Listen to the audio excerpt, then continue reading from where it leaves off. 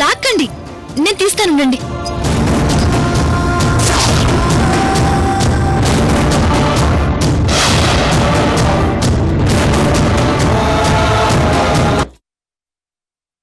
కానీ నేనొక్కసారి అనుకున్నానంటే అదెంత పెద్ద పనైనా చేసి తీరుతాను. ఇప్పుడు ఈ విషయంలో కూడా అంతే సంతోష్. నేనీ బట్టల్ని స్వామికివ్వాలి. దీన్నెవ్వరూ ఆపలేరు. నేనంటే నీకు గౌరవం ఉంటే ఇంకొక్క మాట కూడా మాట్లాడకుండా సైలెంట్గా నాతో రా, లేకపోతే నేను ఒక్కదాన్నే వెళ్తాను. అమ్మ మాట అంటే మాటే, ఎవరు చెప్పినా వినదు. సరే, ఏదైతే అది జరుగుతుంది. సరే వదినా, ఇక నీ మాటకి ఎదురు చెప్పను. సరే పద.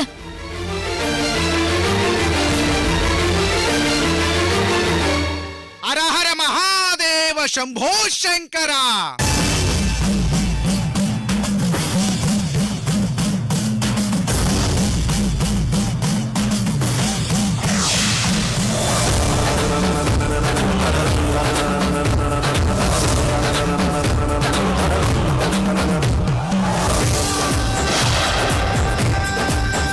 హరహర మహాదేవ శంభో శంకర.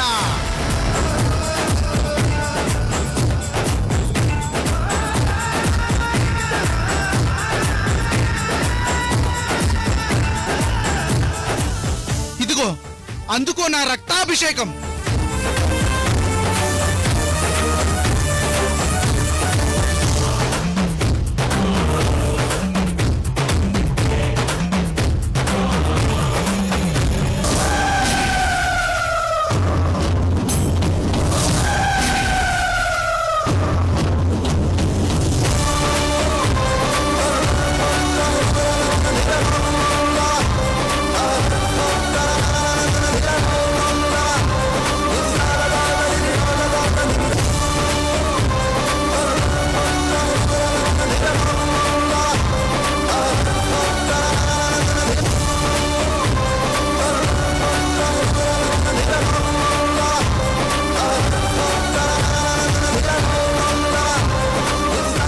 వదినా, వద్దు, స్వామి పూజలో ఉన్నారు. హరహర మహాదేవ శంభో శంకర. హరహర మహాదేవ శంభో శంకర. హరహర మహాదేవ శంభో శంకర. హరహర మహాదేవ శంభో శంకర. హరహర మహాదేవ శంభో శంకర. ఆనాడు కన్నప్ప నీకు కళ్ళు ఇచ్చాడు, నన్ను ఏమి ఇమ్మంటావు? నా కళ్ళు తీసి ఇవ్వమంటావా స్వామి? చెప్పు స్వామి, చెప్పు.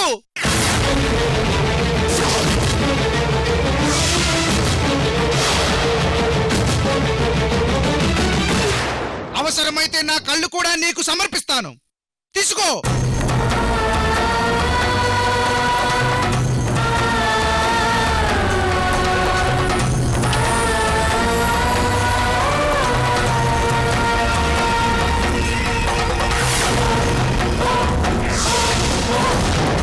హరహర మహాదేవ శంభో శంకర.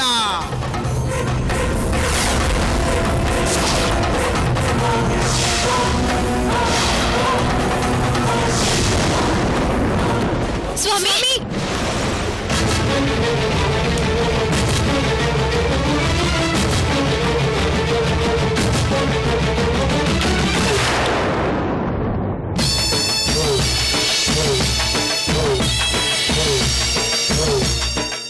ఏంటి స్వామి ఇది? ఈ మూర్ఖపు భక్తి ఏంటి? ఆ పరమేశ్వరుడికి ఈ అమ్మకి మా భక్తి మూర్ఖపు భక్తిలాగే కనిపిస్తుంది. ఏంటో మీలాంటి స్వాములు ఏం మాట్లాడతారో ఏమీ అర్థం కాదు, కానీ ప్రతి మాటలోనూ ఏదో ఒక అర్థం ఉంటుంది. సరే స్వామి, నేను మీకోసం ఈ బట్టలు తీసుకొచ్చాను. పార్థు గారి విషయంలో మీరు చాలా సహాయం చేశారు. ఇప్పుడు పార్థు గారికి పెళ్లి జరగబోతోంది, అందుకే ఇవిచ్చి మిమ్మల్ని పెళ్లికి ఆహ్వానిద్దామని వచ్చాను.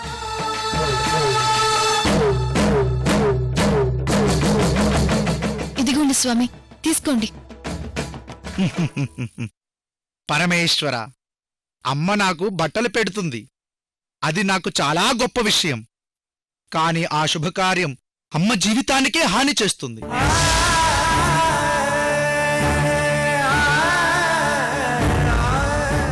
చూడమ్మా, ఈ దుస్తులు నేను నీ దగ్గర నుండి తీసుకోలేను. అలా కాదని తీసుకుంటే అది మహా పెద్ద పాపం. అదేంటి స్వామి అలా అంటారు? నా గురించి పూర్తిగా తెలిసిన మీరే ఇలా అంటే ఎలా? అయినా వీటిని తీసుకుంటే పాపం ఎలా అవుతుంది? అమ్మా, నువ్వు ఎవరో, నీ చైతన్యం ఏంటో నీకు తెలీదు. అది తెలిసిన రోజు నీకు నా మాటల్లోని అంతరార్థం అర్థమవుతుంది. మీరేమంటున్నారో నాకేమీ అర్థం కావట్లేదు. నేను మిమ్మల్ని కలిసిన ప్రతిసారి ఇలాగే కొత్తగా మాట్లాడతారు. అదేమో నాకు అర్థం కాదు. ముందు బట్టలు తీసుకోండి స్వామి. వీటిని తీసుకొని పార్థు గారి పెళ్లికొచ్చి కాబోయే వధూవరులని ఆశీర్వదించండి. లేదమ్మా, అది నేను చేయలేని పని. నువ్వు నీ భర్తకు విడాకులు ఇవ్వకూడదు. నీ భర్త మరో అమ్మాయి మెడలో తాళి కట్టకూడదు. దయచేసి నా మాటల్ని అర్థం చేసుకో అమ్మా. స్వామి, ఇప్పుడు మీరు నా దగ్గర నుండి బట్టలు తీసుకుంటారా లేదా? లేదమ్మా, నేను ఆ పని చెయ్యలేను. ఎలా తీసుకురో నేను చూస్తాను.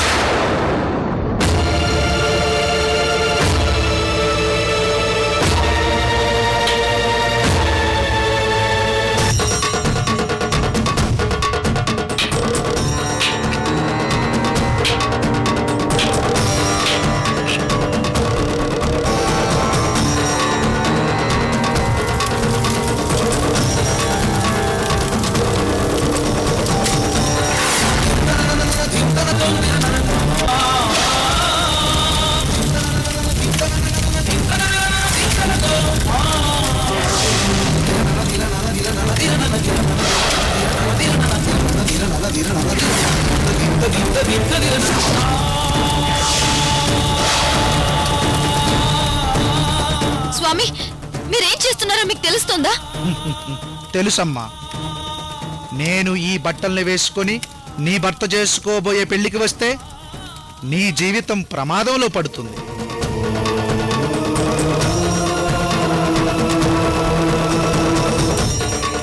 నా తల్లిని ప్రమాదంలో పడేసి ఏ వస్తువు ఉండడానికి వీల్లేదు. అందుకే వీటిని కాల్చేశాను. ఏంటి స్వామి ఇది? పెళ్లి ఆశీస్సుల కోసం వస్తే మీరిలా చేయడం ధర్మమేనా? మీరేం చేస్తున్నారో మీకు అర్థం అవుతుందా? అర్థమవుతుందమ్మా. నేనేం చేస్తున్నానో నాకు బాగా అర్థం అవుతుంది. కానీ నువ్వేం చేస్తున్నావో నీకు తెలియట్లేదు. వదినా, స్వామి అంతలా చెప్తున్నారంటే ఒక్కసారి విను. ఆయనకి పెట్టిన బట్టలే కాల్చేశారంటే ఒక్కసారి అర్థం చేసుకో. నీ గురించి ఎంతో ఆలోచిస్తున్నారు. నువ్వు కూడా ఏంటి సంతోష్, ఆయనలాగే మాట్లాడుతున్నావు? పద, మనకింట్లో చాలా పెళ్లి పనులున్నాయి. నువ్వెళ్ళు వదినా, నేను స్వామికి నచ్చ చెప్పి తీసుకొస్తాను.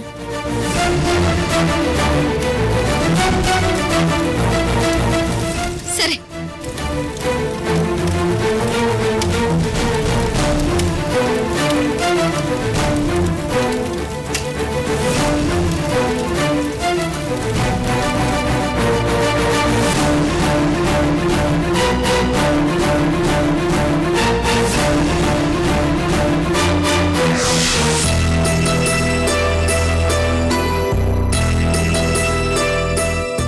సార్, ఇక్కడ మామిడి తోరణాలు కట్టాలంటే ఈ చెట్టు అడ్డం ఉంది, తీసేయచ్చా సార్? మన కాళ్ళ ముళ్ళు పడితే తీసేస్తాం కదా, ఆ చెట్టు మన పనికి అడ్డొస్తుందిగా, పక్కకి తీసే. ఎవరు అబ్జెక్షన్ చెప్పరు.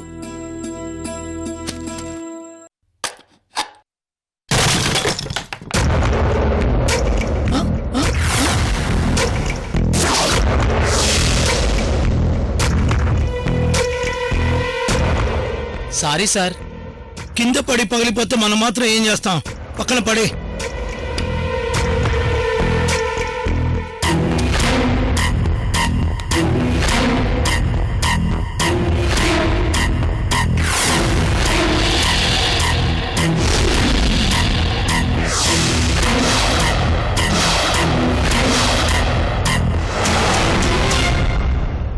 మురళి గారు, అక్కడ ఉసిరి చెట్టుకుండి ఉండాలి కదా, ఏమైంది?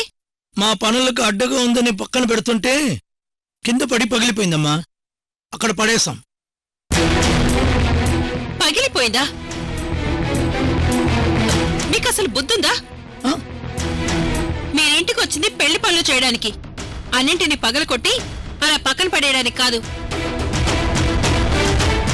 ఆ చెట్టు మాకెంత ఇంపార్టెంటో మీకు తెలుసా?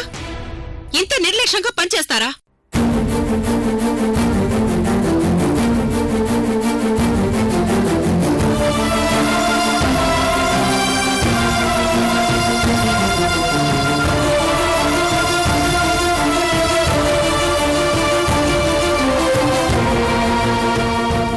అదేంటి సార్, ఒక చెట్టు కోసం ఆవిడ అంతలా ఫైర్ అయ్యారు. ఇంకొక చెట్టు తీసుకొచ్చి పెడితే సరిపోతుందిగా. ఇంట్లో ఉసిరి చెట్టు ఉంటే మంచిదని అమూల్య స్వయంగా నాటి దాన్ని పెంచుతోంది. కేవలం అమూల్య నాటిందనే నా భార్యకు ఆ చెట్టు అంటే ఎంతో అభిమానం. ఆ చెట్టు కుండి పగిలిపోయేసరికి కోపం వచ్చింది. ఏమండి, ఏదైనా ఖాళీ కుండి ఉంటే తీసుకురండి. అలాగే అన్నపూర్ణ.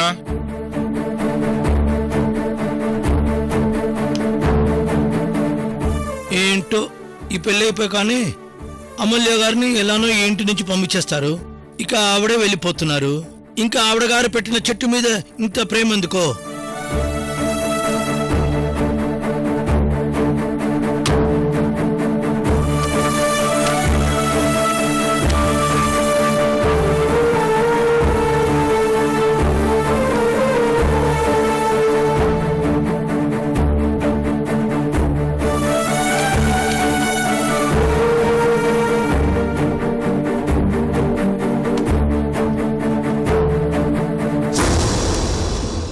ఏంటండి టాబ్లెట్ వేసుకుంటున్నారు? దేనికి?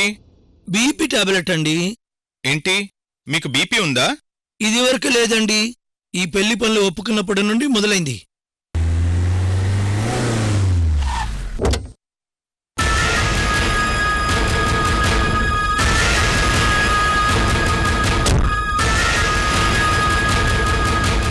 పార్థు గారు ఎక్కడున్నారో?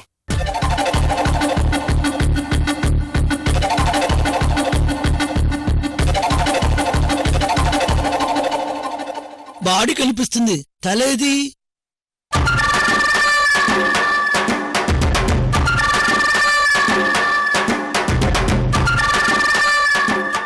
ఈయనేంటి ఇంత పొడుగున్నాడు? ఈయన మోకాల మీద కూర్చున్నా కూడా ఈ నైట్కు నేను సరిపోను. ఎవరు కావాలి బాబు?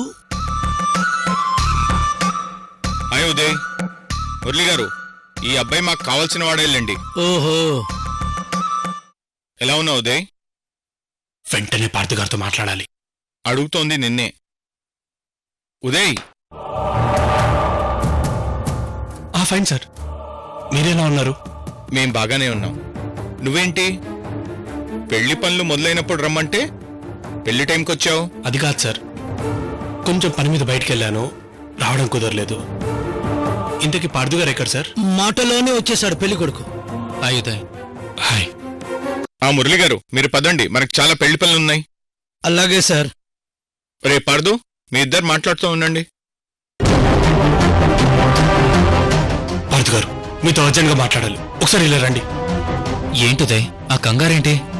చెప్తాను పదండి పార్థు గారు.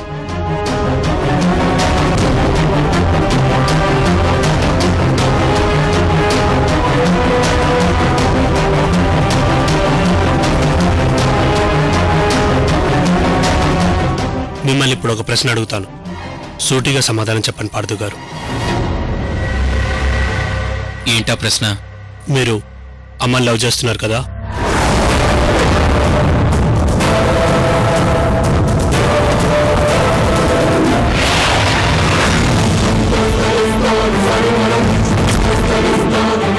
చెప్పండి పార్థు గారు, మీరు అమ్మని ప్రేమిస్తున్నారు కదా? నిజం చెప్పండి పార్థు గారు. మీరు ఇప్పుడు చెప్పే సమాధానాన్ని బట్టే మీ జీవితం మా అమ్మ జీవితం ఆధారపడింది. చెప్పండి పార్థు గారు. నేను అమూల్యని ప్రేమిస్తున్నట్టు నాకు తప్ప ఎవరికీ తెలియదు, కానీ ఉదయ్కి ఎలా తెలిసింది? అమూల్యని నేను ప్రేమిస్తున్నానని అనుమానంతో అడుగుతున్నాడా, లేక కన్ఫర్మ్ చేసుకోవడానికి అడుగుతున్నాడా? చెప్పండి పార్థు గారు. ఈ టైంలో మీరు ఇలా మౌనంగా ఉండడం కరెక్ట్ కాదు. ధైర్యంగా నిజం చెప్పండి పార్థు గారు. నేను అమూల్యని లవ్ చేయట్లేదు ఉదయ్.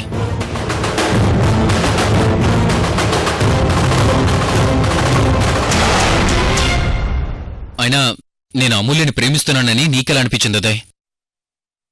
మీరు అబద్ధం చెప్తున్నారు పార్థు గారు.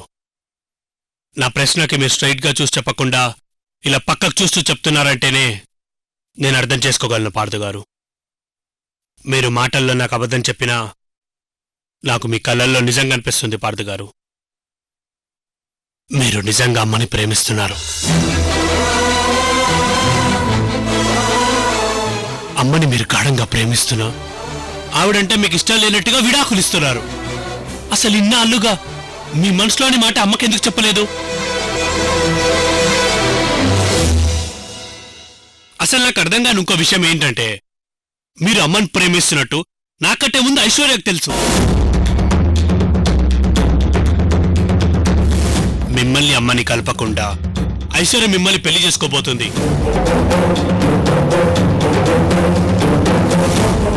చెప్పండి పార్థు గారు, ఏంటిదంతా? ఉదయ్కి విషయం మొత్తం తెలిసిపోయింది. ఇప్పుడెలా? ఒకప్పుడు ఏమీ ఆలోచించకుండా మీరు అమ్మని పెళ్లి చేసుకున్నారు. ఇప్పుడు ఎంతో ఆలోచించి అమ్మని ప్రేమిస్తూ కూడా ఎందుకిలా సైలెంట్గా ఉన్నారు?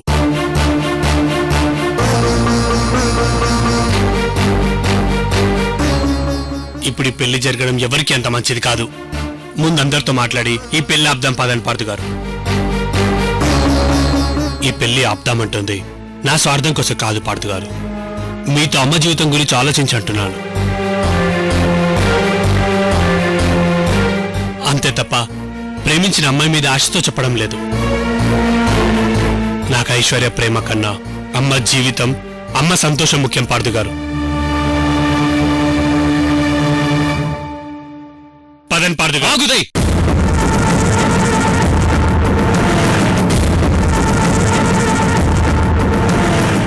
అసలు నువ్వేం మాట్లాడుతున్నావు ఉదయ్?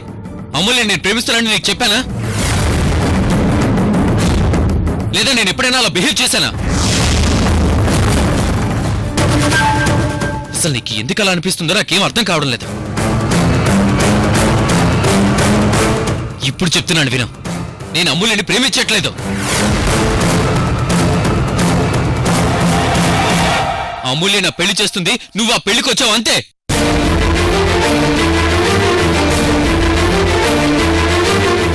అది కాదు పార్థు గారు. ఇంకా చాలు ఉదయ్,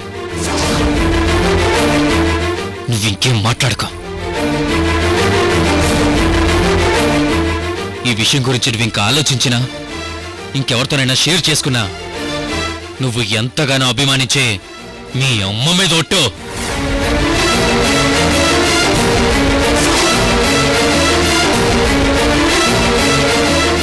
అది కాదు పార్థు గారు. నువ్వు ఇంకేం మాట్లాడద్దు, పదా. పార్థు గారు,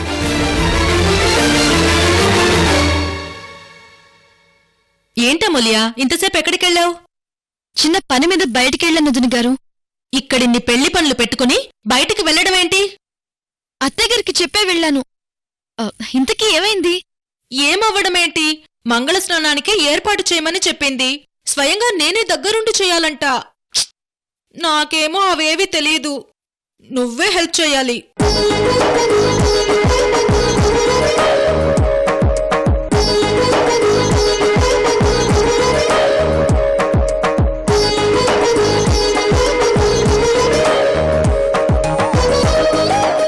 వదిన గారు అంతా రండి, వెళ్ళి ఐశ్వర్యం తీసుకొద్దాం పదండి.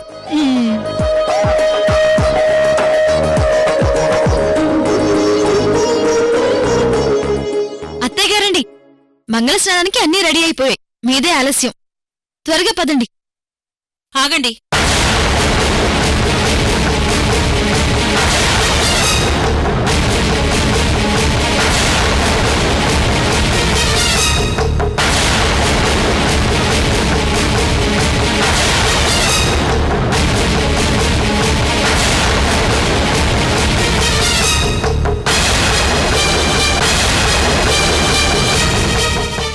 ఏమైంది అత్తయ్య గారు? పెళ్లి హడావిడిలో పడి కొన్ని ఆచారాల్ని మర్చిపోతున్నావేంటి అమూల్య?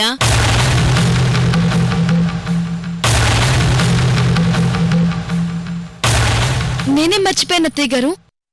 మంగళ స్నానానికి ముందు మేనమామలు కాలిపెట్టు తొడగాలి కదా, గుర్తులేదా? ఆ అయ్యో అవును కదా, నేనే మర్చిపోయాను. సారీ అత్తయ్య గారు. సరే, ముందా పంచుడు. అలాగే.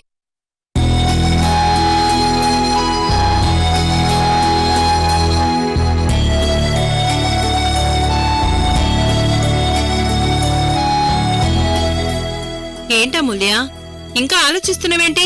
కానివ్వు. అది కాదత్తయ్య గారు, ఐశ్వర్య గారికి మేనమావలెవరూ లేరు కదా, మరి ఎలా? మేనమామలెవరూ లేకపోతే ఆ వరసైన వాళ్ళు ఎవరైనా మెట్టి తొడగొచ్చులే.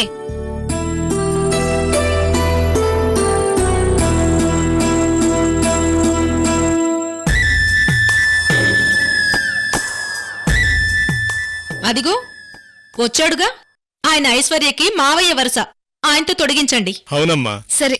అవునా మూల్య? సరే అత్తయ్య గారు.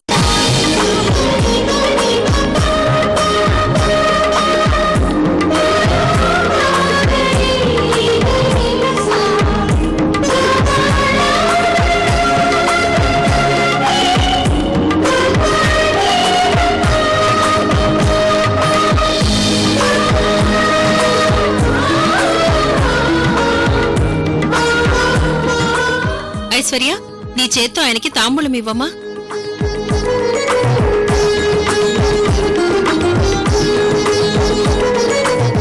దీర్ఘ సుమంగళీ భవ.